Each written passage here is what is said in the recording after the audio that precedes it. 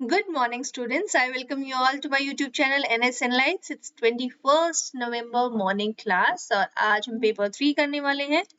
Let's start discussing. Okay.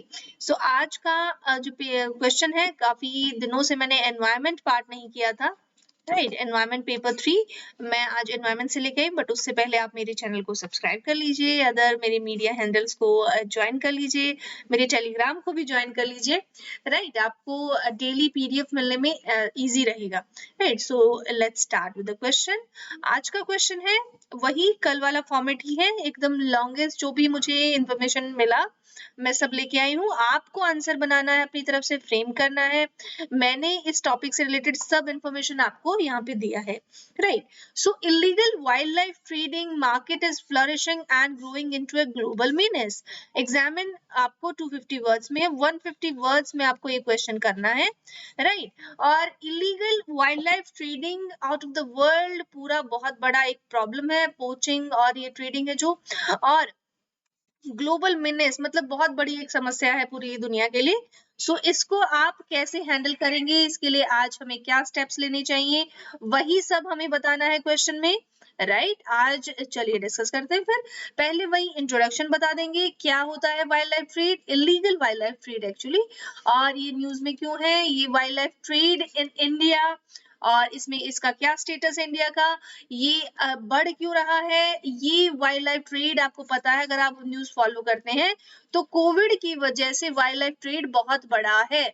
Because Covid की वजह से जैसे ही लॉकडाउन हुआ ना, जो लॉकडाउन का प्रोसेस हुआ, इसमें सब ऐसे बंद हुआ सब कुछ कि इनको जो पोचर्स थे इनको इजी हो गया एक्सेस करना वाइल्ड लाइफ को. राइट, कोई नहीं था, सब कुछ बंद हो गया था. राइट, सो इस तरह से ये एक तरह से बढ़ गया इस समय पे. तो ये इसको कैसे टैकल करें हम, ये जो ट्रेड है उसका क्या इम्प्लीकेशन होता है पूरी सोसाइटी पे, दुनिया पे. Regulation of wild life trade, अब इसका रेगुलेट हम इसको कैसे करें, कैसे इसको मेंटेन करें, उसी में फिर हम कंक्लूजन भी कर देंगे. राइट, सो पहले हम एक्सप्लेन करना स्टार्ट करेंगे. The term refers to the legal practice of trading animals to conserve and repopulate the species. Right, ये wildlife trading to conserve and repopulate the species.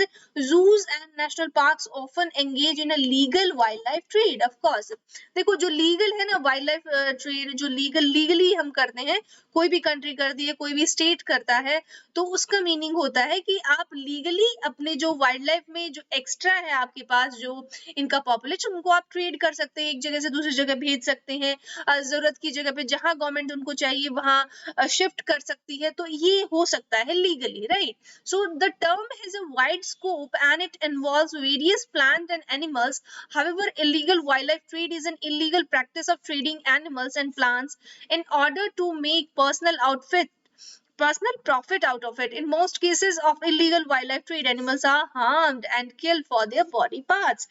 आप लोगों को बहुत अच्छे से पता है, आप जाइए ब्रिटिश राज से स्टार्ट कर लीजिए, आप जहां किसी भी कोई अगर रॉयल्टी दिखाना हो ना, तो स्पेशली एनिमल्स का हेड, आपने बहुत मूवीज में देखा होगा, एनिमल्स की स्किन बहुत अच्छे से यूज की जाती है. और पहले बहुत होता था, पहले जो हंटिंग का प्रोसेस था ना, हंटिंग तो एक तरह से राजा महाराजाओं का पार्ट टाइम शौक समझा जाता था, हॉबी समझा जाता था. राइट, सो उसके लिए एनिमल लाइफ डजंट मैटर कि आप ये लाइफ जा रहा है या किसी को नुकसान हो रहा है. अब जैसे ब्लैक बक का जो अब एक ब्लैक बक की किस्मत अच्छी थी कि उसके ऊपर थोड़ा सा वर्क हो गया, बट उससे पहले ऐसा कोई भी ब्लैक बक नहीं था जिसके लिए इतना ज्यादा जो पॉपुलराइज हुआ हो, या किसी के लिए कोई इतना वर्क हुआ हो, कोई लीगली किसी को स्टॉप किया गया हो. तो ये अब से जो इलीगल जो ट्रेड है ना, ये काफी ज्यादा हार्म करता है इकोसिस्टम को, इसीलिए ये बुरा माना जाता है. राइट, सो जो इसके जो पार्ट हैं, बॉडी पार्ट्स डिफरेंट एनिमल्स के, वो कई जगह यूज किए जाते हैं, कई जगह मिथिकल भी यूज होता है, जो इनका कि इनका आप अगर मेडिसिन में यूज करेंगे तो ये हो जाएगा, वो हो जाएगा. राइट, सो इस तरह जैसे एलिफेंट हस्क है, एलिफेंट जो सॉरी टस्क है, जो वो आपका डिफरेंट जो सोसाइटीज में यूज किया जाता है, डिफरेंट ट्राइबल सोसाइटीज में यूज किया जाता है वो मेडिसिनल पर्पस. ऐसे ही आपका जो लॉयन है, जो टाइगर है, उनका स्पेशली जो बहुत कॉस्टली बिकता है स्किन. तो इस तरह से पोचर्स जो है अपना एक इलीगल इनकम बनाते हैं इन एनिमल्स को बेच के या इनको मार के, इनका ट्रेड करके, right. So China, the most populous country in the world, has drawn criticism from several quarters over its handling of wet animals markets after the outbreak of the novel coronavirus disease. अब corona virus के बाद आपको पता ही है शुरू कहाँ से हुआ था जी. जो हमारे बैट्स थे, बैट्स ने जो फेमस हुआ था कि वहां पे लोग ऐसे खाते हैं वैसे खाते हैं, उनका फूड हैबिट्स बहुत ज्यादा डिपेंडेंट है एनिमल्स पे, राइट. और वो भी किसी भी तरह के एनिमल्स, वो ये नहीं देखते हैं. आई होप कि आपको पता होगा कि चाइना में एक्चुअली खाते क्या है लोग. राइट. आप कभी नहीं पता है तो अच्छे से सर्च कर लेना इस चीज पे. और एक बार क्या हुआ कि जो आपको पता है कम्युनिस्ट गवर्नमेंट है, तो वो एक बार जो डिसीजन ले लेते हैं वो फॉलो ही करना ही होता है वहाँ की जो जनता है. तो उन्होंने एक बार 1960s के टाइम पे आई थिंक एक बार वहाँ पे जो होम स्पैरोज होती हैं वो उनको लगा कि हमारे खेतों में जो काफी नुकसान करती हैं, तो उन्होंने एक फरमान जारी कर दिया गवर्नमेंट ने कि जो भी इसको एक स्पैरो को मारेगा उसको हम इनाम देंगे या उसको हम खाना देंगे, इस तरह से. तो एक भी स्पैरो चाइना में नहीं बचा था. और कैन यू इमेजिन कि ऐसा कोई सिचुएशन आ जाए कि एक भी चिड़िया नहीं बचे किसी पर्टिकुलर कंट्री में. तो चाइना में ऐसा हो गया था, इतनी बड़ी कंट्री है. और फिर जब देखो इकोसिस्टम है, मैंने बोला हर चीज दूसरे पर डिपेंडेंट है, और उसके बिना, एक चीज के बिना दूसरी जो आपकी स्पीसीज है या कोई सिस्टम है वो नहीं चलता है. तो उसी तरह से आप अगर स्पैरो खत्म हो गया तो फिर उनको बाद में पता चला जो खेतों में जो कीड़े होते थे वो इतने ज्यादा हो गए क्योंकि उनको खाने वाला कोई नहीं बचा. अब होम स्पैरो जो होती है वो उनको खाती है, राइट. सो इस तरह से उनका खेतों में फिर नुकसान होने लगा. फिर उनको उसकी जरूरत फील हुई चाइनीज लोगों को, और फिर उन्होंने रशिया से इंपोर्ट किया स्पैरो को, राइट. कि अब जो है हमको चिड़िया की जरूरत है, अब चिड़िया वापस आ जाइए हमारे यहाँ पे. फिर वहां से दोबारा फिर उसका स्पीसीज का प्रोडक्शन वहां पे स्टार्ट हुआ, फिर उसका पॉपुलेशन थोड़ा सा बढ़ा, राइट. तो ऐसे अगर चाइना में बहुत ज्यादा हार्श डिसीजंस लिए जाते हैं जो एनिमल्स के लिए स्पेशली, वो खाते भी कुछ, फूड हैबिट्स उनकी इस तरह से हैं, राइट. तो ये जो चीजें हैं वो चाइना उसके लिए बहुत नोटोरियस है, बहुत बदनाम है. The epicentre of covid was in Chinese city of Wuhan, an important hub of the lucrative trade in wildlife, both legal and illegal. आपको पता है पूरा सी मार्केट है ये, सी जो आपका फूड है वो उसका मार्केट है बहुत बड़ा एनिमल्स का, कि वुहान में, इसलिए वहां से स्टार्ट भी हुआ. The outbreak is believed to have originated in a market in which a variety of animal derived products and meats are widely available, including peacocks, porcupines, bats and rats. मतलब ऐसे animals जो generally हम खाने के लिए specially Indian culture में हम उनको लाइक देखते हुए भी डर लगता है, ठीक है, right. Like bats and rats, okay. Peacocks तो इतना हमारा नेशनल बर्ड ही है, राइट. सो देखिए ऐसे एनिमल्स वहां पे खाए जाते हैं. इंडिया स्टोरी, अब इंडिया का क्या है जी इसके पीछे वो भी देख लेते हैं. India is only 2.4% of world's land area but contributes about 8% of known global wildlife, including over 45,000 species of plants, 91,000 species of animals, flora and fauna. हमारा टोटल काउंटिंग है वो देख लीजिए, और ये हमेशा प्लस ही रहता है, ये काउंटिंग होता ही रहता है, बिकॉज कंप्लीट स्पीसीज तो आउट ऑफ द वर्ल्ड पूरी अर्थ पे है, किसी को भी नहीं पता है कितना है, बट उसका एक अंदाजा ही लगाया जाता है हमेशा ही. तो जो जितनी फाउंड स्पीसीज हैं अभी तक वो ये यहाँ पे बताई गई हैं. सो इंडिया के पास देखिए टोटल वर्ल्ड का 2.4% लैंड में एरिया है, बट 8% से ज्यादा ग्लोबल वाइल्ड लाइफ है इंडिया में. जैसे हमारा एक्सक्यूज मी, इतने परसेंट लैंड एरिया पे जैसे हमारा 17% तो मैन सॉरी ह्यूमन पॉपुलेशन है, उसके बाद हमारा 8% पूरी दुनिया का वाइल्ड लाइफ भी हम स्टोर करते हैं.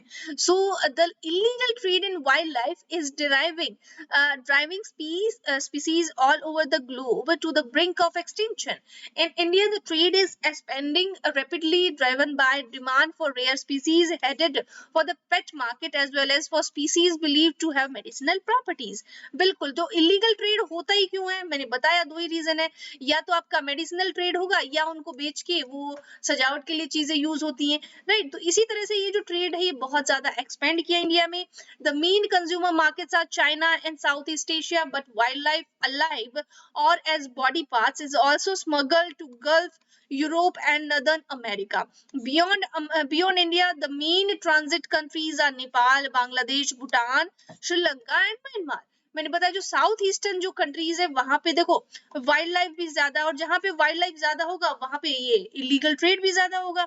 तो इन जो कंट्रीज है स्पेशली गल्फ में, यूरोप में, यहाँ ये हम स्मगल करते हैं, बेचते हैं इनको, राइट? और यहाँ पे मिलता कहाँ पे है? ये हमारा साउथ ईस्ट एशिया में. और जो बड़े एनिमल्स है उनके लिए आपका अफ्रीका फेमस है, जैसे अपना एलिफेंट हो गया, जैसे अपना चीता हो गया, इस तरह के जो एनिमल्स है बड़े एनिमल्स है, राइट? बट ये जो वाइल्ड लाइफ है छोटी छोटी जो बहुत ही ट्रॉपिकल हम इसको कह सकते हैं जो स्पीसीज होती हैं वो आपका रेन फॉरेस्ट में होती है, राइट? तो रेन फॉरेस्ट कहाँ पे होता है? अपना यही साउथ ईस्ट एशिया का जो कंट्रीज है बहुत ज्यादा फेमस है इसके लिए. और अपने अमेजन के जंगल तो है ही. Legal and policy framework to regulate and restrict the wild life trade. तो अब आपका जो वाइल्ड लाइफ ट्रेड है उसको रिस्ट्रिक्ट करने के लिए, उसको आपको रेगुलेट करने के लिए कौन सा लीगल फ्रेमवर्क हम यूज करते हैं in India, right? Current laws prohibit trade in over 1800 species of wild animals, plants and their derivatives under the Wildlife Protection Act 1972. ये तो पता ही है आपको, 1972 में ही अपना प्रोटेक्शन एक्ट आया था और ये काफी इंपॉर्टेंट है हमारे लिए. बहुत सारी हम स्पीसीज है इसलिए ही पढ़ते हैं कि इस एक्ट में वो आती है या नहीं आती है, राइट? उनका क्या स्टेटस है. The Indian penal code and IPC पता है, एक होता है अपना सीआरपीसी जो क्रिमिनल प्रोसीजर होता है आपका, और एक पीनल कोड होता है जो नॉर्मल आपके जो केसेस होते हैं उनके लिए. The prevention of cruelty of animals act 1960 empower authorities to penalise and jail those who harm the wild life.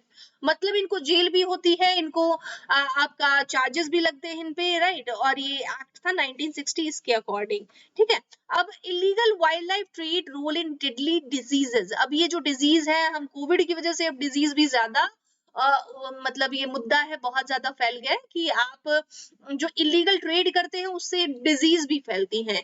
हम अब तक पढ़ रहे थे कि मेडिसिनल यूज होते हैं या सजावट के लिए यूज होती है, ट्रेडिंग पोचिंग करते हैं जो हम, बट इसके लिए हम डिजीज की भी बात करेंगे. डोमेस्टिकेटेड एनिमल्स, जूनोटिक जो डिजीजेस है मैंने बहुत बार पढ़ा है, Nipah virus and all. Animals like cattle, sheep, dogs and goats share the highest number of viruses with humans, with 8 times more animal borne viruses than wild mammal species, right? जो ये जो छोटे छोटे जो स्पीसीज है like cattle हो गया, जो गाय भैंस हमारी, देन शीप, डॉग्स और गॉड्स, ये बहुत ज्यादा वायरस शेयर करती हैं ह्यूमन के साथ, with 8 times more animal borne viruses than wild mammal species. अगर आप किसी वाइल्ड एनिमल से इनको कंपेयर करें तो ये जो हम पालते हैं ना, ये पालतू जानवर हमारी ज्यादा बीमारियां फैलाएंगे एज कंपेयर टू द जो जंगली जानवर होते हैं, राइट? देखने में लगता है कि जंगली जानवर के पास ज्यादा वायरस होगा या कुछ बीमारी होगी, बट नहीं. ये जो हमारे एनवायरमेंट में जो जानवर रहते हैं इंसानों की, उनका उनसे हमको ज्यादा खतरा होता है.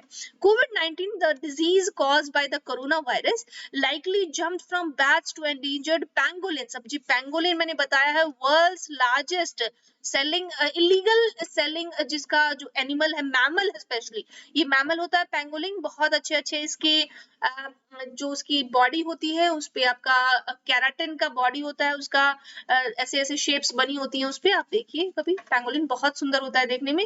और इसीलिए यही एक रीजन है कि इसका इलीगली बहुत ज्यादा ट्रेड होता है. Then to humans at a wildlife market for bushmeat in Wuhan, China, right? So ये कोरोना वायरस किसने कॉज किया? ये बैट से लेके एंडेंजर्ड पैंगोलिन है, उसने भी इसको ज्यादा, हमें पता चला कि उससे भी फैला है ये, राइट? फिर आदमियों में फैला, राइट? इस तरह से ये वुहान मार्केट से इसका पूरा एक तरह से बैकग्राउंड है. 3/4 of new human diseases such as SARS. SARS कौन सा है अपना? आपका जो 2002 और 3 से जो स्टार्ट हुआ था उस टाइम का ये जो जब एक्यूट आपका रेस्पिरेटरी सिंड्रोम है, मतलब सांस लेने में जो प्रॉब्लम होती है, उसको हम सार्स का ये पहला रूप है आपका कोरोना का, इसलिए हम इसको कोविड जो है वो पार्ट इसका SARS-2 बोलते हैं, सार्स। ओके, जो कोविड है इसको हम SARS-2 बोल रहे हैं, मतलब ये उसका सेकंड एक तरह से पार्ट है, या उसका आपका बोल देते हैं रीमेक है राइट, सीक्वल है उसका। Then Ebola and HIV come from animals. Okay, ये भी एनिमल से ही आते हैं, आपको HIV का भी पता है, इबोला का भी पता है, राइट। ये सब स्टार्ट कहाँ हुए, ये तो बेसिकली अफ्रीका में ही इनका स्टार्ट हुआ है मेनली, बट सार्स का स्टार्ट आप कह सकते हैं कि चाइना बेस्ड है ये थोड़ा सा, right. these are known as zoonotic, मतलब जो जानवरों से इंसानों में आए वो बीमारियां हैं zoonotic, and wildlife trafficking plays a key role in their transmission from animals to humans. Zoonotic diseases are responsible for over 2 million cases of human illness and over 2 million human deaths each year, right। zoonotic जो diseases हैं ये responsible है, बहुत ज्यादा, देखिए इतनी सारी deaths हो जाती हैं ह्यूमन इलनेस की वजह से, और इतनी सारी होती हैं, ये हर साल 2 मिलियन से ज्यादा डिजीज होती है सिर्फ जूनोटिक डिजीज की वजह से, जिसमें आपका HIV भी आ गया, इबोला आ गया, ट्यूबरकुलोसिस आ गया, रेबीज आ गया, जो आपको कुत्ता बिल्ली काटने से होता है। आई डोंट थिंक सो, मैंने अभी तक नहीं सुना अपनी लाइफ में कभी किसी को रेबीज की वजह से किसी का मौत हुआ है, बट ये back in the 70s and 80s ये बहुत फेमस था। एंड लेप्टोराइसिस, ओके, ये भी एक तरह का फीवर है, इसको हम आपका एक फीवर की तरह ही ये जाना जाता है बीमारी। देन आपका wild life trafficking has also led to the dramatic decline of many species including rhinos, elephants and pangolins. Wild life trafficking में आपका थोड़ा थोड़ा कमी भी आया है, जैसे कि आपका राइनो है, एलिफेंट है, कुछ तो ये साइज इतना बड़ा है इनका कि इनको अगर आप पोचिंग करना भी चाहेंगे तो आपको पकड़े जाएंगे और रास्ते में जी आपको डंडे पड़ेंगे फिर, ठीक है। तो आपके राइनो है और इनका साइज भी थोड़ा सा मैटर करता है, बहुत बड़े होते हैं तो आपका इसको कैरी करने में ही आप पकड़े जाएंगे, right. How this trade is growing at higher rate, अब ये ट्रेड क्यों क्यों बढ़ रहा है, जितनी हायर रेट पे इसका क्या इंटेंसिटी क्यों ज्यादा हो रही है। Despite concerted efforts, illegal wildlife trade has escalated dramatically over the last decade। ये थोड़ा सा आपका ये जो ट्रेड है ये बढ़ा है। Human population growth, increasing wealth and access to wildlife and improved global transport links have all played a part। अब देखिए ह्यूमन जो पॉपुलेशन है उसका ग्रोथ है वो बढ़ गया है तो बीमारियां बढ़ेंगी, फिर मैंने बोला कि मेडिसिनल यूज है इनका, तो मेडिसिनल यूज के लिए इनको मारा जाएगा। फिर जो वेल्थ है वो लोगों के पास बढ़ी है तो वेल्थ का भी यूज अब दिखाएंगे, हम तो शो ऑफ भी करेंगे जी, हमारे पास वेल्थ है, हम तो जी मर्सिडीज नहीं, अब हमको लैम्बो चाहिए, राइट। तो ऐसे ही अब हमको सिंपल जो आर्ट पीसेस है उनसे हमारा काम नहीं चलेगा, पिकासो को हम नहीं लगाएंगे, हम लगाएंगे जी एक रियल टाइगर का स्किन लगाएंगे हम अपने ड्राइंग रूम में स्पेशली, और उसका कारपेट बनाएंगे, राइट। ऐसे हम I have seen many of the people, और बड़ा शान समझते हैं, ठीक है, ये देखिए हमने ये वहां से खरीदा था, इतना महंगा है, right. In parts of Asia where the tradition of wild life consumption is culturally embedded, demand for particular high value species has soared, right। ये जो parts of Asia है स्पेशली वहां पे वाइल्ड लाइफ कंजम्पशन ये culture भी एक तरह से माना जाता है। जैसे इंडिया, आप सपोजली इंडिया आप ले सकते हैं, एक तो वाइल्ड लाइफ यहाँ पे है भी ज्यादा, राइट, बिकॉज हमारा सब ट्रॉपिकल एरियाज है, और वहाँ अब जब वाइल्ड लाइफ ज्यादा होता है तो वाइल्ड लाइफ को एक तरह से बहुत ज्यादा, जैसे कैटल का यूज हो गया, फिर हमारा पोचिंग हंटिंग का जो प्रोसेस है, हंटिंग को समझा जाता है कि आप बहुत ही रॉयल एक पैट्रोनेज आप लेके चल रहे हैं, राइट। इस तरह से कुछ कल्चर का भी पार्ट होता है आपका वाइल्ड लाइफ कंजम्पशन। और ठीक है, जैसे आप नॉर्थ ईस्ट में चले जाइए, वहां पे आपका बीफ एंड पॉर्क ये बहुत ही आप डॉग मीट बहुत इजीली आपको मिल जाएगा, राइट। बल्कि अदर पार्ट्स ऑफ इंडिया में आपको ये जो पेट्स है इनको आप नहीं खाते हुए मिलेंगे। आप डॉग्स को स्पेशली बहुत ही अच्छी नजरों से देखते हैं कि हमारा सबसे फेवरेट पेट डॉग होता है, pet animal, right. But north east में आप चले जाइए, वहां पे डॉग को प्रॉपर एक मीट होता है, डॉग मीट को खाया जाता है। As other end of the supply chain, rural poverty in the countries that harbour these species in driving desperate people to plunder their own natural resources for scant reward, right। और ये जो supply chain होता है ये rural poverty है, ये भी एक रीजन है, बिकॉज गांव में लोग गरीब होते हैं, वो क्या करेंगे, उनके पास कोई अपना सस्टेन करने के लिए कोई इकोनॉमिक रीजन नहीं होता है, तो वो क्या करते हैं, ये इलीगल फिर चीजें वो करना स्टार्ट कर देते हैं. It is the intermediaries who pocket the lion share of the profits. The trade is so lucrative that organized crime syndicates are now actively involved in wildlife trafficking. कहने का मतलब है जो इंटरमीडियरीज होती है ना, जो बिचौलिए होते हैं आपके, वो सबसे ज्यादा प्रॉफिट इसमें कमाते हैं. जो पकड़ते हैं उनको बेनिफिट नहीं होता है, जो बेचते हैं उनको नहीं होता, जो बीच वाले होते हैं वो मिडिल मैन को ज्यादा इसमें कमा लेते हैं. Then implication of wild life trafficking. अब इसका क्या इम्प्लीकेशन मैंने पहले ही बताया, मैं इसका पूरा डिटेल्स में आपको बताऊंगी कि क्या स्टेटस चल रहा है. अभी तो डिटेल्स आपको बताई जा रही है, थोड़ा सा पेशेंस रखिए आप क्वेश्चन के दौरान. मैं आजकल लंबे डिस्कशन ही कर रही हूँ, राइट. Threat to species. अब ये स्पीसीज को क्या नुकसान होगा इससे, अगर कोई स्पीसीज को हम इलीगली पोच करेंगे, इलीगली हम उसका ट्रेड करेंगे, मारेंगे उसको, तो उसका क्या नुकसान होगा उसको. ऑफ कोर्स उसका पॉपुलेशन बहुत ही ड्रास्टिक वे में डिक्लाइन होगा. ये आपका potential to be very damaging, ये डैमेजिंग तो होगा ही.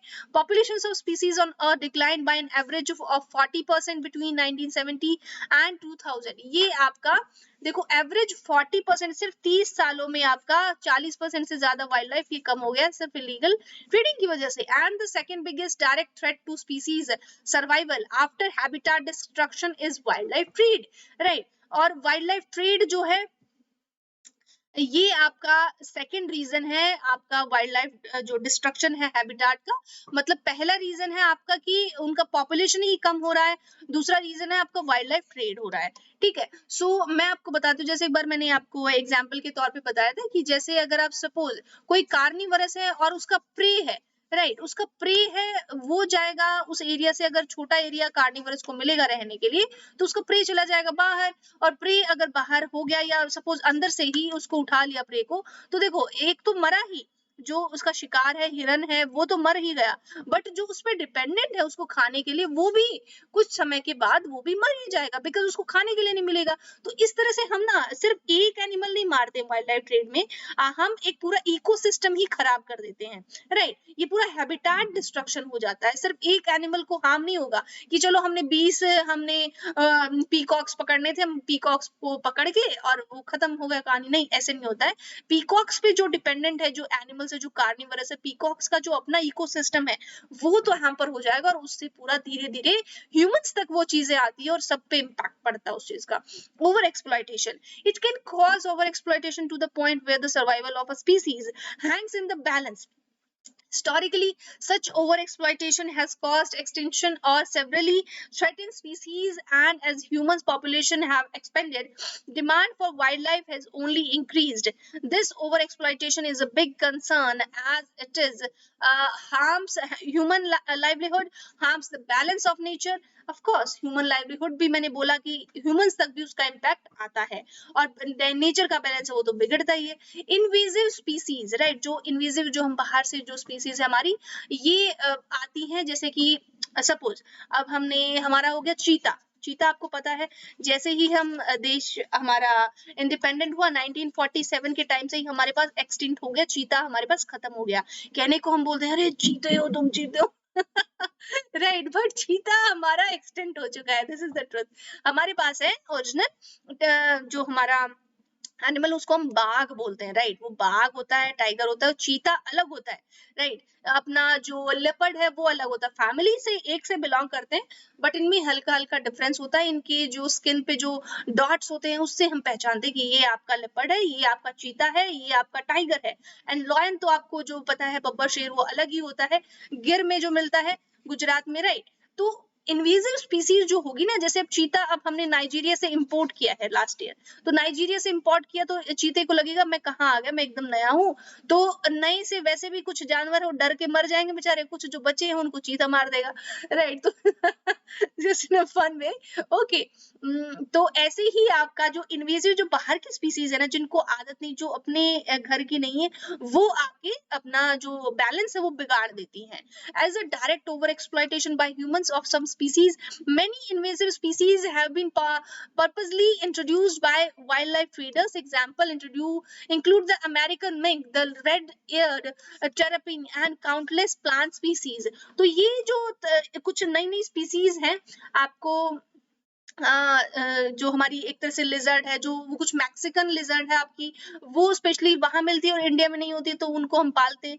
तो ऐसे ऐसे एग्जॉटिक आपको एनिमल्स जरूर मिलेंगे देखने को, आप कभी देखिए उनको, राइट। तो ऐसे आपको जो नई एनिमल है, इन्वेजिव स्पीसीज है, वो काफी जगह ले लेती हैं और जो बैलेंस है वो बिगाड़ देती हैं। Incidental killing of non target species with wildlife trafficking, non-target species such as dolphins and seabirds get caught, जो जैसे डॉल्फिन है आपकी, जैसे आप सपोज आपने जाल फेंका ओशन में, आपको लेना था सिंपल टूना फिश, आपको छोटी छोटी फिशेस लेनी थी, शार्क मैडम आई है, सॉरी डॉल्फिन मैम आई है, और सी बर्ड जो भी जितने भी हैं वो भी उनके साथ, हम चाहते नहीं है कि वो पकड़े जाए, बट उस जाल में वो फंस जाते हैं तो उनका भी ऑफ कोर्स डेथ हो जाता है फिर। और इससे क्या होता है कि वो इंसिडेंटल किलिंग माना जाता है, कि हम चाहते नहीं थे, जो पोचर था वो भी नहीं चाहता था कि डॉल्फिन मर जाए, बट वो जो डॉल्फिन उस वो आपने जो क्रिएट किया सिचुएशन, उसमें वो उसका डेथ हो गया। Incidental killings cause damage and death to variety of animal beside the intended one, मतलब जो हम चाहते हैं उसके अलावा भी कुछ एनिमल मर जाते हैं जैसे शॉक में। देन इन्फेक्शियस डिजीजेस आपकी कौन सी है? Human encroachment into biodiverse areas increase the risk of spill over of novel infectious, novel मतलब नई तरह की जो पहले नहीं देखी गई, जैसे हमारा कोरोना वायरस है, पहले हमने सुना ही नहीं कभी।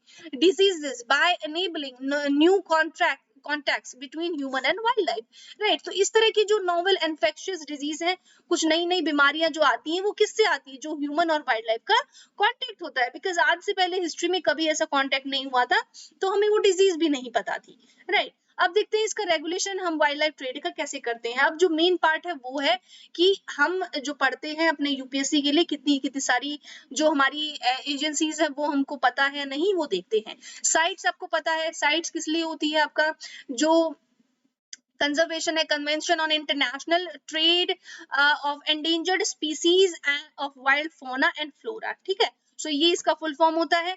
ये आपका 1973 में है, यूनाइटेड नेशन जनरल असेंबली ने किया था, और इसमें होता क्या है, इलीगल ट्रेड पे काउंटर किया जाता है वाइल्ड एनिमल्स का और रेयर कमोडिटीज का, राइट। तो sites is an international agreement between governments, its aim is to ensure that international trade in specimen of wild animals and plants does not threaten their survival, right. तो उनका survival को कोई खतरा ना हो, इसीलिए जो इलीगल ट्रेड होता है उस पे काउंटर करता है साइट्स, राइट। तो ऐसे याद रखना आप साइट्स को। It was drafted as a result of a resolution adopted in 1963 in a meeting of members of IUCN, the World Conservation Union, right। तो 1963 में फिर ये ड्राफ्ट किया गया। then state or regional economic integration organization for which the convention has entered into force is called a party to sites। then आपका currently 183 आपकी जो parties है, इंडिया भी उसमें इंक्लूडेड है, वो इनके साइट्स का पार्ट है, ठीक है। देन आपका ट्रैफिक आता है, ट्रैफिक से आप समझ लीजिए जो इलीगल ट्रैफिकिंग होती है। Wild life trade monitoring network, it is a joint programme of WWF and IUCN, the International Union for Conservation of Nature, right। Created in 1976, it works to ensure that trade in wild plants and animals is not a threat to the conservation of nature, right। So 1976 में बनाया गया, और इसको ensure किया जाता है कि wild plants और एनिमल्स है ये, इस पे किसी भी तरह का खतरा ना हो। देन आपका वर्ल्ड वाइल्ड लाइफ डे आपको पता है हम कब मनाते हैं, आप मुझे बताएंगे। चलिए मैंने यहाँ पे लिख ही दिया है शायद ना। UN World Wildlife Day is held each year on the anniversary of the signing the day helps raise, इसका ना पूरा वीक होता है, डे भी होता है, मैंने आपको बताया भी था वन लाइनर में, और इसका वीक भी सेलिब्रेट होता है वर्ल्ड वाइल्ड लाइफ डे का। आप मुझे कमेंट्स में बताएंगे कब होता है ये, right. So the day helps raise awareness of the many challenges facing of world wildlife animals and plants and the efforts to stamp out illegal trading, of course illegal trade रोका जाए उसके लिए डे भी celebrate किया जाता है। Then comes to the conclusion part, there are ways through which we can reduce if not completely stop poaching, right। अगर एकदम से मैंने बोला कि कोई रिवॉल्यूशन नहीं आता है, कोई एक रातों रात जो चेंज होता है उसको हम रिवॉल्यूशन बोलते हैं, वो नहीं होता है, बट हम हाँ उसको रिड्यूस कर सकते हैं, उसको ना कम कर सकते हैं हम। तो हम रिड्यूस कर सकते हैं अपनी पोचिंग को, completely रोक नहीं सकते। तो if the government of all countries agree to ban the possession of wildlife traded or harvested and illegally by national law, this would reduce the demand and hence reduce the trade itself। अगर सब देशों, सब जो जितने भी देश हैं उनकी जो गवर्नमेंट है वो एक साथ आए और उस पर वर्क करें, तो जरूर आप ना खरीदेंगे ना हम बेचेंगे।